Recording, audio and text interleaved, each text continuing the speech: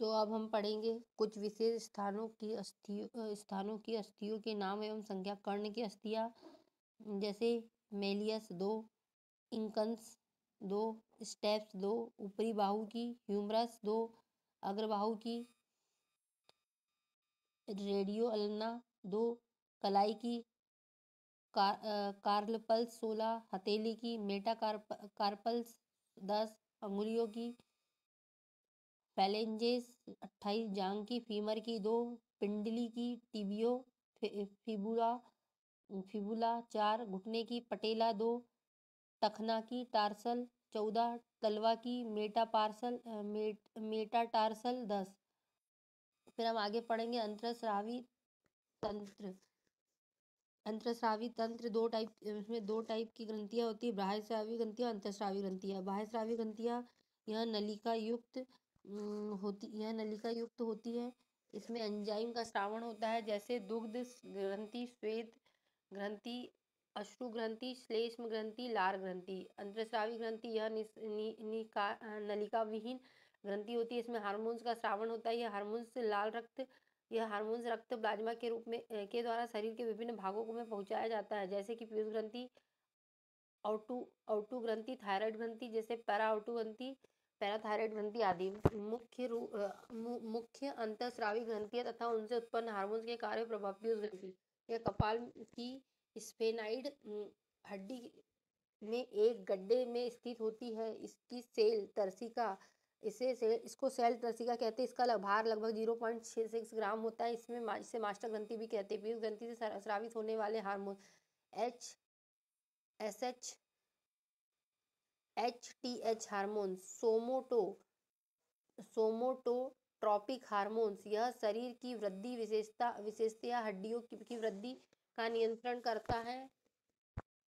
STH की अधिकता से भीमकाव्य अथवा एक्रोमीगली विकार उत्पन्न हो जाते हैं, जिससे मनुष्य की लंबाई सामान्य से बहुत अधिक बढ़ जाती है। HTH की कमी से बौनापन होता है। THS hormones, thyroid stimulating hormone, यह थायराइड ग्रंथि को हार्मोन स्रावित करने के लिए प्रेरित करता है।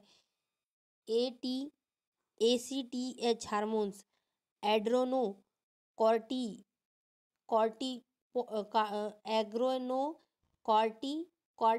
हार्मोन्स, यह एड्रीनल कॉर्टेक्स के स्रावण को नियंत्रित करता है। GTH हार्मोन्स, ग्लैंडोट्रोपिक हार्मोन्स, यह जनन अंगों के कार्यों का नियंत्रण करता है। यह दो प्रकार के होते हैं, FSH और LH। FHS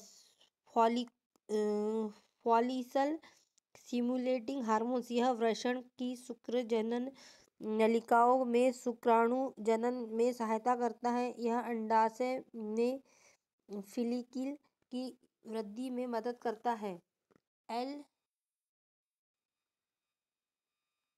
LH hormones, luteinising hormones, अंतराल कोशिका उत्तेजक हार्मोन्स, नर में इसके अभाव से अंतराली कोशिका में टेस्टोस्टेरोन हार्मोन्स एवं मादा में एस्ट्रोजेन हार्मोन्स स्रावित होता है। LTH हार्मोन्स, दुग्धजनक हार्मोन्स या लैक्टोजेनिक हार्मोन्स, इसका मुख्य कार्य शिशु के लिए स्थलों में दूध श्रावण उत्पन्न करना होता है। ADH hormones, anti diuretic hormones, इसके कारण छोटी रक्त धमनियों का संकीर्ण होता है एवं रक्त दाब बढ़ जाता है। यह शरीर में जल संतुलन को बनाए रखने में सहायक होता है। आउटू ग्रंथियां, थायराइड ग्रंथि या मनुष्य के गले में श्वास नली टेकिया के दोनों ओर लैरिंक्स के नीचे रहती है। इससे निकलने वाले हार्मोन्स को थायरोक्सिन एवं थायरोनिन कहते हैं। इसमें आयोडीन अधिक मात्रा में रहता है। थायरोक्सिन के कार्य यह कोशिकीय श्वसन की गति को तीव्र करता है। यह शरीर के सामान्य वृद्धि की विशेषता हड्डियों, बाल आदि के विकास के लिए अनिवार्य है। यह जनन अंगों के सामान्य कार्य इन्हीं की सक्रियता पर आधारित रहते हैं। पीयूष ग्रंथि के हार्मोन्स के साथ मिलकर शरीर में जल संतुलन का नियंत्रण करते हैं। थायरॉक्सिन की कमी से होने वाला रोग जड़माता, यह रोग बच्चों में होता है। इसमें बच्चों का मानसिक एवं शारीरिक विकास अवरुद्ध हो जाता है। मिक्सिडमा, यौवन अवस्था में होने वाले इस रोग से उपापचयन भली भांति नहीं हो पाता, जिससे हृदय स्पंदन एवं रक्तचाप कम होता है।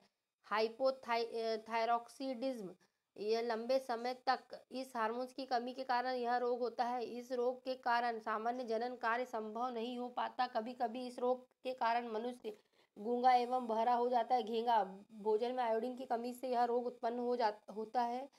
इस रोग में थायरॉइड ग्रंथि इस रोग में थायरॉइड ग्रंथि के आकार में बहुत वृद्धि हो जाती है। थायरॉक्सिन के अधिस्रावन से होने वाले रोग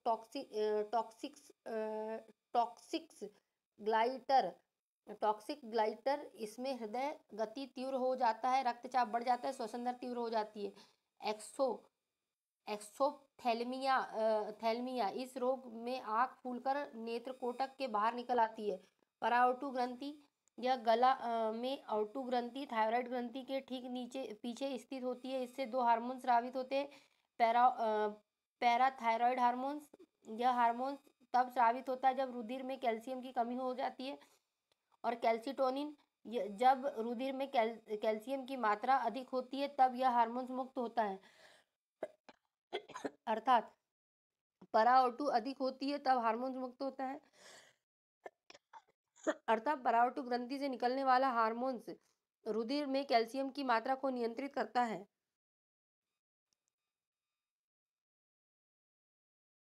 अब थाइमस ग्रंथि, यह अंतःस्रावी ग्रंथि वक्षीय गुहा में उरोस्थी स्टर्नम के पीछे श्वास प्रणाली के विभाजन के स्तर पर स्थित एक लिम्फॉयड अंग है।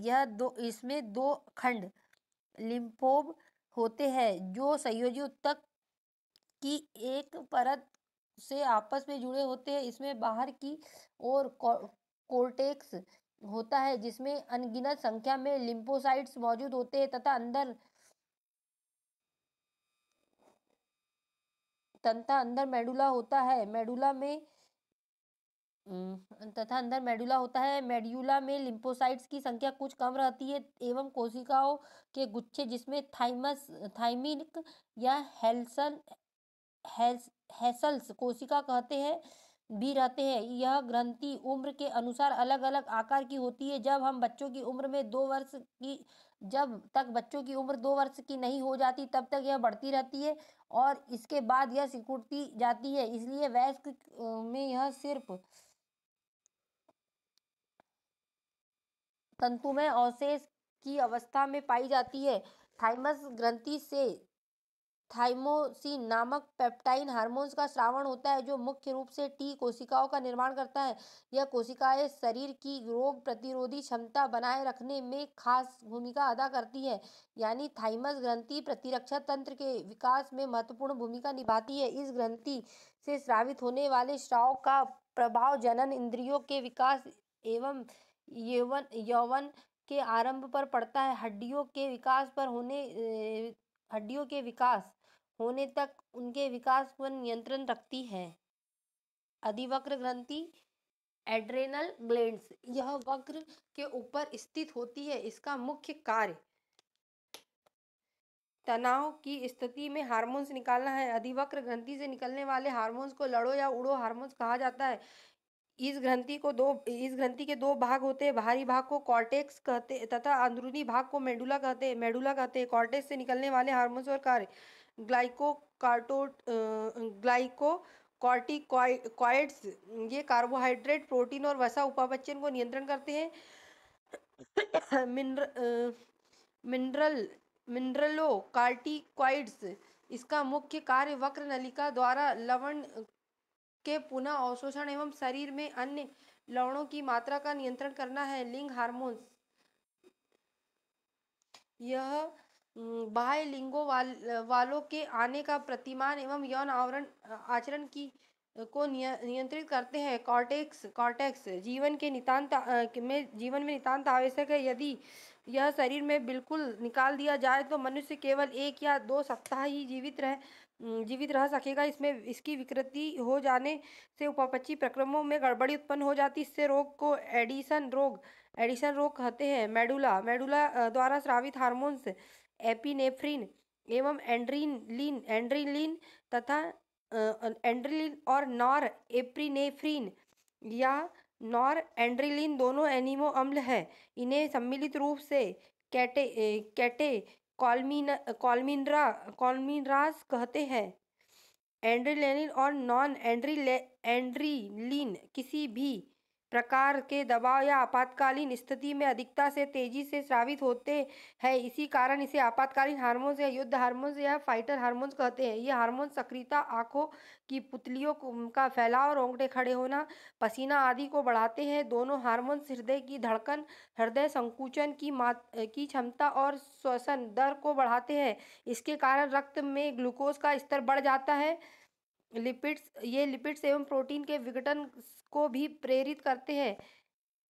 एपिनेफ्रिन हृदय स्पंदन एकाएक रुक जाने पर उसे पुनः चालू करने में सहायक होता है। उत्तेजना के समय एड्रेनलिन हार्मोन्स अधिक मात्रा में उत्सर्जित होता है। क्रोध, भय, खतरे के समय सक्रिय होता है।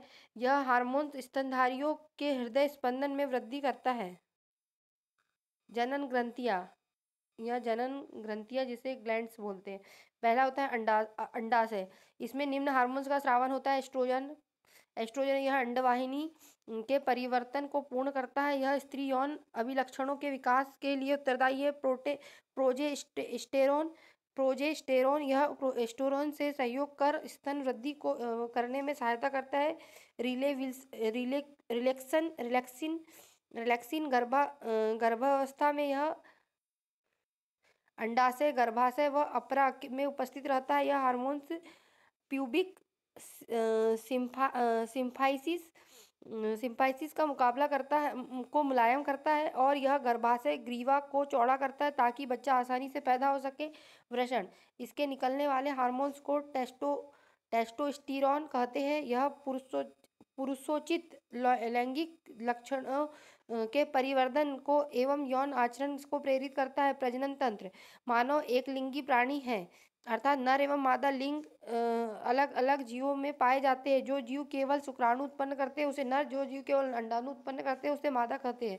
मानव के अंडे का निषेचन फैलोपियन नलिका तथा भ्रूणीय विकास गर्भाशय में होता है। मानव जरायुज होते हैं, अर्थात ये सीधे शिशु को जन्म देते हैं। नर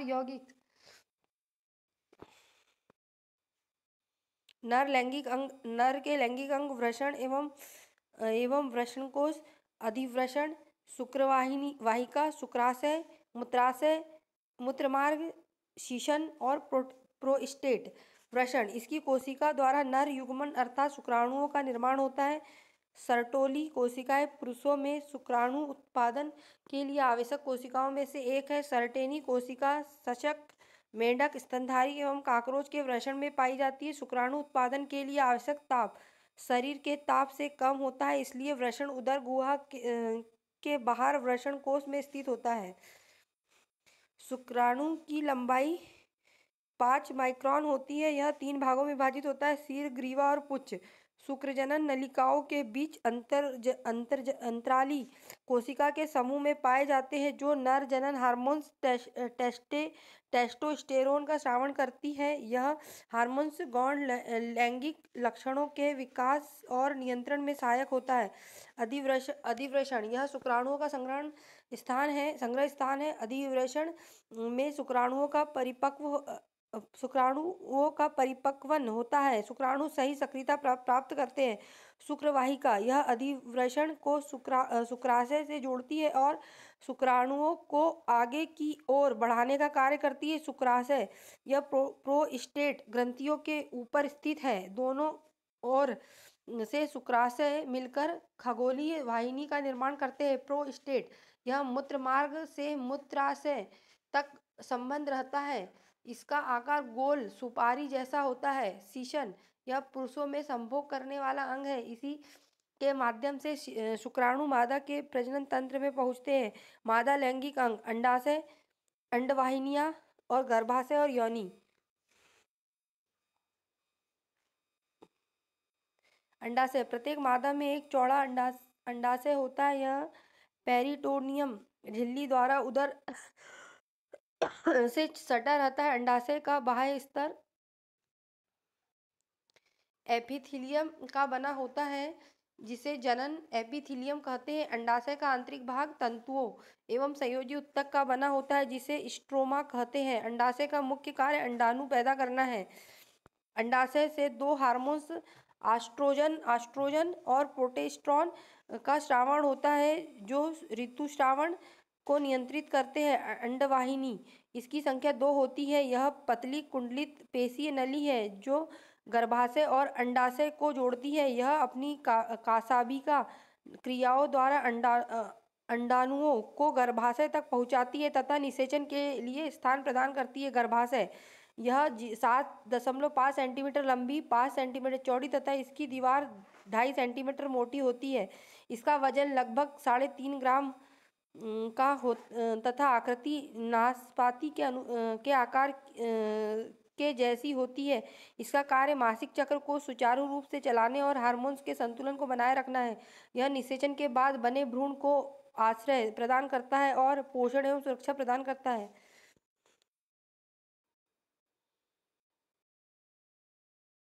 योनि, वेजाइना, यह एक नली के समान रचना होती है। यह बाहर के तल से गर्भाशय तक फैली होती है। योनि की दीवार में वल्वोरिथ्रम ग्रंथियां पाई जाती है, जिससे एक चिपचिपा द्रव्य निकलता है। यह द्रव्य संभोग के समय योनि को चिकना बनाता है। योनि का एक सिरा मादा जनन छिद्र के रूप में बाहर खुला रहता है तथा दूसरा सिरा पीछे की ओर गर्भाशय में ग्रीवा से जुड़ा रहता है। योनि एवं मूत्र वाहिनियों के द्वार के ऊपर एक छोटा सा मटर के दाने जैसा उभार स्थित है, जिसे भंग सिनिका कहते हैं। यह एक अत्यंत ही उत्तेजक अंग होता है। योनि के द्वार ही शुक्राणु अंडावाहिनी तक पहुंचाती है। ऋतुस्रावण चक्र, मेनस्ट्रुएशन साइकिल, यह प्राइमेट्स का प्रमुख लक्षण है। गर्भावस्था को छोड़कर प्रति 26 से 28 दिन के गर्भाशय से रक्त का स्रावण होता है। इसे ही मासिक धर्म या रजोधर्म या ऋतुस्रावण चक्र कहते हैं। ऋतुस्राव के प्रारंभ होने से 14 दिन बाद उत्सर्ग होता है। यह अंडोत्सर्ग दोनों अंडाणुओं से बारी बारी से होता है।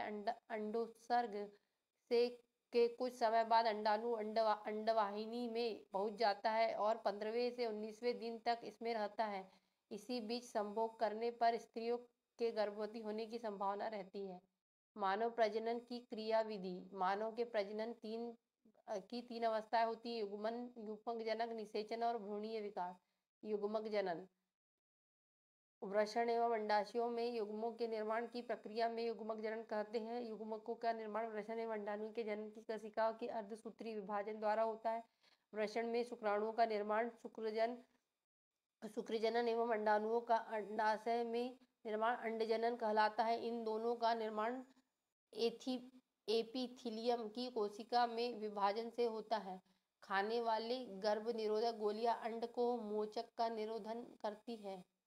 निषेचन यह अंडवाहिनी में होता है। भ्रूणीय विकास, निषेचन क्रिया के बाद बना युग्मक तीव्र और समसूत्री विभाजन द्वारा विभाजित होता है और अंततः गर्भाशय में एक पूर्ण विकसित शिशु को स्थापित करता है। निषेचन के लगभग 10 सप्ताह तक विकसित युग्मजनन को भ्रूण तथा युग्मजनन के होने वाले विभिन्न क्रमिक परिवर्तनों को भ्रूणीय विकास कहते हैं। भ्रूण के 5वें सप्ताह तक 3 जननिक स्तरों का निर्माण होता है। ये 3 जननिक स्तर है: एंडोडर्म,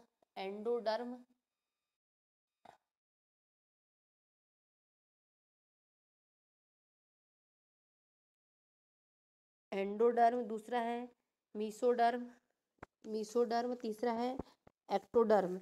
इसके पश्चात इन स्तरों से विभिन्न शारीरिक अंगों का निर्माण होता है। भ्रूण के 7वें तथा 9वें सप्ताह के मध्य हाथ पैर श्वसन तंत्र, तंत्रिका तंत्र, पाचन तंत्र बन जाते हैं। तीसरे माह में भ्रूण में कंकाल तंत्र बनता है। चौथे माह में सिर व शरीर में रोए। पांचवें में आहारनाल, रुधिर, अस्थिमज्जा बन जाते हैं। छठे माह में भ्रूण छोटे शिशु का रूप धारण कर लेता है। सातवें माह में उसे वसा का जमाव होने लगता है उसमें तथा जबकि 8वें माह में वसा का जमाव होने लगता है।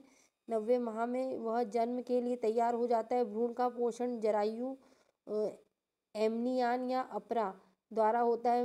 मनुष्य में गर्भाधान काल 280 दिनों का होता है। इसके पश्चात प्रसव द्वारा शिशु मादा के शरीर से बाहर आ जाता है। महत्वपूर्ण तथ्य: यौनारंभ। मनुष्य के जीवन काल में जब उसमें जनन क्षमता आरंभ होती है वह समय यौनारंभ कहलाता है। जनन की क्षमता स्त्रियों में सामान्य 12 से 16 वर्ष की उम्र में प्रारंभ होती है जबकि 40 से 45 उम्र में समाप्त हो जाती है। पुरुषों में भी यौनारंभ प्रायः 12 से 16 वर्ष की आयु में होता है जबकि 50 वर्ष की उम्र के बाद धीरे धीरे जनन क्षमता घटती जाती है। गौण लैंगिक लक्षण: यौन आरंभ के समय मनुष्य के शरीर में अनेक प्रकार के परिवर्तन होते हैं तथा अनेक ऐसे परिवर्तन होते हैं जो मादा को नर से विभेदित करते हैं। इन लक्षणों को गौण लैंगिक लक्षण कहते हैं। मेनार्की: लड़कियों में मासिक चक्र का प्रथम बार प्रारंभ 12 से 13 वर्ष की उम्र में मेनार्की कहलाता है। रोजिनी वृत्ति: स्त्रियों में 40 से 50 वर्ष की उम्र के पश्चात ऋतुस्राव नहीं होता है, इसे रोजोनी वृत्ति कहते हैं। यह मेनोपायूज कहते हैं। अंडोत्सर्ग अंडाशय द्वारा अंडाणु को निर्मुक्ति को अंडोत्सर्ग कहते हैं। जरायु: गर्भ का सबसे भारी झिल्ली को जरायु कहते हैं। अंकुर विली: जरायु की अंगुलियों के आकार के अगले प्रवर्धन से निकले जिसे अंकुरन कहते हैं। अपरा: अंकुर और गर्भाशय कोशिकीय परत के संपर्क क्षेत्र को अपरा कहते हैं। नाभि रज्जु: गर्भ अपरा से एक मजबूत डोरी जैसी रचना से जुड़ा रहता है जिसे नाभि रज्जु कहते हैं। यह माता और गर्भ के बीच संपर्क अंग का कार्य करता है। युग्मनज: निषेचित अंडाणु को युग्मनज कहते हैं। क्रमित वीर्य सेचन: जब शुक्राणु मादा की योनि में क्रमित विधि द्वारा स्थानांतरित किए जाते हैं तो इसे कृत्रिम वीर्य सेचन कहते हैं। आर्टिफिशियल स्टिमुलेशन: आंतरिक निषेचन इंटरनल फर्टिफिकेशन। उच्च स्तनधारियों में निषेचन की क्रिया मादा के शरीर के अंदर होती है। इस प्रकार निषेचन को आंतरिक निषेचन कहते हैं। वीर्य सेचन या मैथुन के समय नर के शिशन द्वारा मादा की योनि में वीर्य जमा करना वीर्य सेचन या इंसेमिनेशन कहलाता है। श्वसन तंत्र: मनुष्य के श्वसन तंत्र का सबसे महत्वपूर्ण अंग फेफड़ा या फुफ्फुसिक मनुष्य के शरीर का सबसे महत्वपूर्ण अंग फेफड़ा या फुफ्फुस होता है जहाँ पर गैसों का आदान प्रदान होता है इसलिए फुफ्फुसी श्वसन भी कहते हैं। श्वसन के अंतर्गत वे सभी अंग आते हैं जिनसे होकर वायु का आदान प्रदान होता है जैसे नासामार्ग, ग्रासी, लैरिक्स या स्वरयंत्र, ट्रेकिया या ब्रोंकाई या ब्रोंकियोल्स या फेफड़े। नासामार्ग: इसका मुख्य कार्य सूंघने से संबंधित है।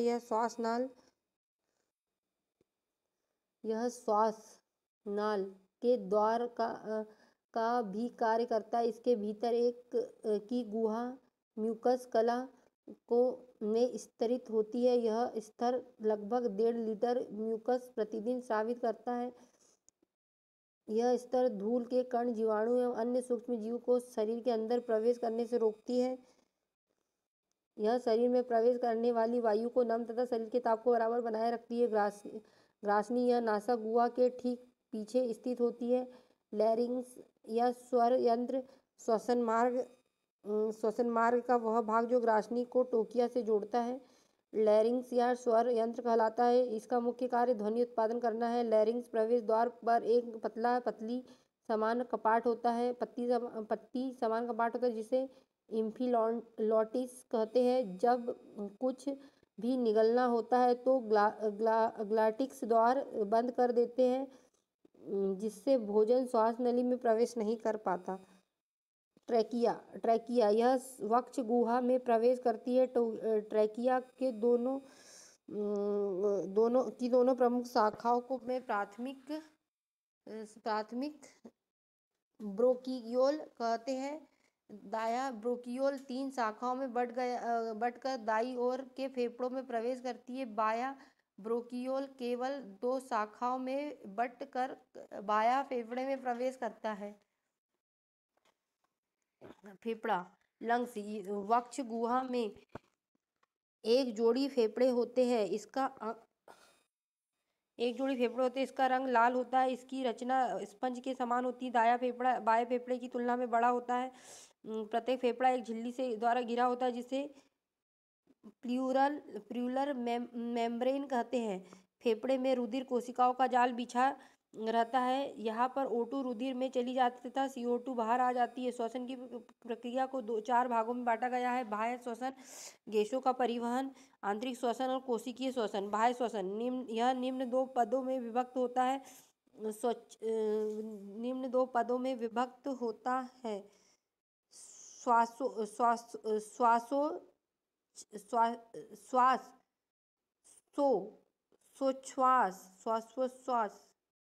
ब्रीथिंग और गैसों का विनिमय। ब्रीथिंग फेफड़ों में निश्चित दर में वायु भरी व निगली जाती है जिसे सांस लेना या श्वासोत्थान कहते हैं। श्वासोत्थान की प्रक्रिया निःश्वसन। इस अवस्था में वायु वातावरण से वायुपथ द्वारा फेफड़ों में प्रवेश करती है जिससे वक्ष गुहा का आयतन बढ़ जाता है एवं फेफड़ों में एक निम्न दाब का निर्माण हो जाता है जिससे वायु वातावरण में फेफड़ों में प्रवेश करती है।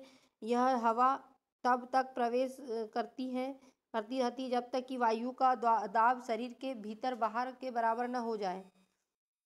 उच्च श्वसन इसमें श्वसन के पश्चात वायु उसी वायु पथ में वापस फेफड़ों में बाहर निकलकर वातावरण में पुनः लौट जाती है जिस पथ से वह फेफड़ों में प्रवेश करती है। श्वासोच्छ्वास में वायु का संघटन। अंदर ली गई वायु नाइट्रोजन 78.09%, बाहर निकाली गई वायु नाइट्रोजन 78.09%। ऑक्सीजन अंदर 21% ली जाती है। कार्बन डाइऑक्साइड अंदर 0.03% ली जाती है और ऑक्सीजन बाहर निकाली जाती है 17% और कार्बन डाइऑक्साइड 4%। सांस लगभग 400 मिलीलीटर प्रतिदिन हमारे शरीर के बाहर निकलता है।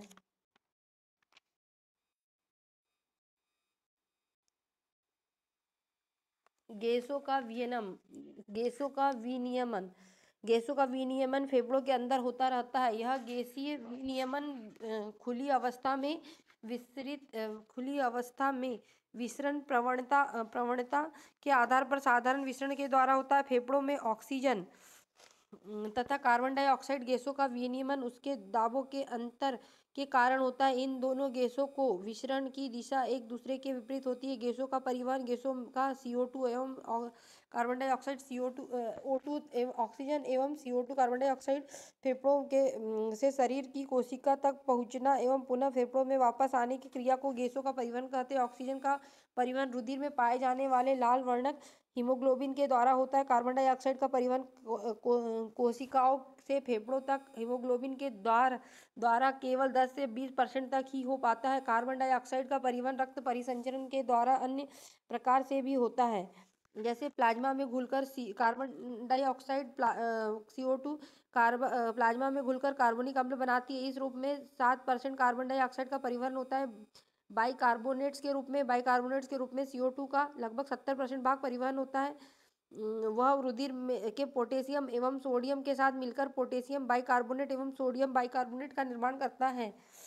आंतरिक श्वसन शरीर के अंदर रुधिर एवं उत्तक द्रव के बीच गैसीय विनियमन होता है, उसे आंतरिक श्वसन कहते हैं। अब हम पढ़ेंगे फेफड़े में होने वाले गैसीय श्वसन को बाह्य श्वसन कहते हैं। इनमें जब रुधिर हीमोग्लोबिन कोशिकाओं में पहुंचता है तो ऑक्सीजन विमुक्त होती है एवं खाद्य पदार्थों का ऑक्सीकरण होता है जिससे ऊर्जा मुक्त होती है। कोशिकीय श्वसन, कोशिकीय श्वसन में होता है खाद्य पदार्थों के पाचन के फलस्वरूप प्राप्त ग्लूकोज का कोशिका में ऑक्सीजन द्वारा ऑक्सीकरण किया जाता है। इस क्रिया को कोशिकीय श्वसन कहते हैं। कोशिकीय श्वसन दो प्रकार के होते हैं, अनाक्षी श्वसन और ऑक्सी श्वसन। अनाक्षी श्वसन, जो श्वसन ऑक्सीजन की अनुपस्थिति में होता है उसे अनाक्षी श्वसन कहते हैं, जिसमें ग्लूकोज बिना ऑक्सीजन के मांसपेशियों में लैक्टिक अम्ल और बैक्टीरिया एवं यीस्ट की कोशिकाओं में इथाइल अल्कोहल में विघटित हो जाता है। इसे शर्करा किण्वन या शुगर फॉर्मेशन कभी कहते हैं। इसके अंतर्गत होने वाली संपूर्ण प्रक्रम को ग्लाइकोलिस कहते हैं। अनॉक्सी श्वसन के अंत में पायरुविक अम्ल बनता है। अनॉक्सी श्वसन प्रायः जीवों में गहराई पर स्थित ऊतकों में अंकुरित होते बीजों में एवं फलों में थोड़े समय के लिए होता है, परंतु ईस्ट जीवाणु में यह प्रायः पाया जाता है। ऑक्सी श्वसन, यह ऑक्सीजन की उपस्थिति में होती है। इसमें श्वसनीय पदार्थ पूरा ऑक्सीकरण होता है, जिसके फलस्वरूप CO2 एवं H2O बनते हैं तथा काफ़ी मात्रा में ऊर्जा विमुक्त होती है। C6H12O6 प्लस 6O2 से 6CO2 plus 6H2O plus 283 kilo joule ऊर्जा। श्वसन एवं अपचयी क्रिया, श्वसन एक अपचयी क्रिया है, इससे शरीर के भार में भी कमी होती है। श्वसन का नियंत्रण मस्तिष्क के मेडुला ऑब्लांगेटा भाग में किया जाता है। कोशिकीय श्वसन में होने वाली जटिल प्रक्रियाओं को दो भागों में बांटा जा सकता है, और अब ये जटिल प्रक्रिया अब हम निम्न प्रकार से पढ़ेंगे। तो पहला है ग्लाइकोलिसिस। इसका अध्ययन सर्वप्रथम एम्बेडेन, मेयरहॉफ, पार्सन ने किया। इसे EMP पद भी कहते हैं, इसलिए इसे EMP पद भी कहते हैं। इसको अनॉक्सी श्वसन या शर्करा किण्वन भी कहा जाता है। इसमें ऑक्सीजन की अनुपस्थिति में ऊर्जा मुक्त होती है। अवस्था ऑक्सी श्वसन या अनॉक्सी श्वसन दोनों प्रकार के श्वसन में उपस्थित रहती है। एक ग्लूकोजन अणु का ग्लाइकोसिस में विघटन के फलस्वरूप पायरुविक अम्ल के दो अणु बनते हैं। इस प्रक्रिया के आरंभ करने में दो अणु ATP एडिनोसिन ट्राइफोस्फेट वह होता है, किंतु प्रक्रिया के अंत में 4 ATP प्राप्त होते हैं। अतः ग्लाइकोसिस के फलस्वरूप दो अणु ATP प्राप्त होते हैं, अर्थात 16,000 कैलोरी 2 × 8,000 ऊर्जा प्राप्त होती है। ग्लाइकोसिस में ऑक्सीजन की आवश्यकता नहीं होती, अतः यह प्रक्रिया अनॉक्सी श्वसन एवं ऑक्सी श्वसन में एक समान होती है। इसमें हाइड्रोजन के 4 परमाणु बनते हैं जो नेड को 2NADH2 में बदलने का काम करते हैं। क्रेब्स चक्र, इसका वर्णन हेम्स क्रेब ने सन 1937 में किया था। इसे साइट्रिक अम्ल चक्र या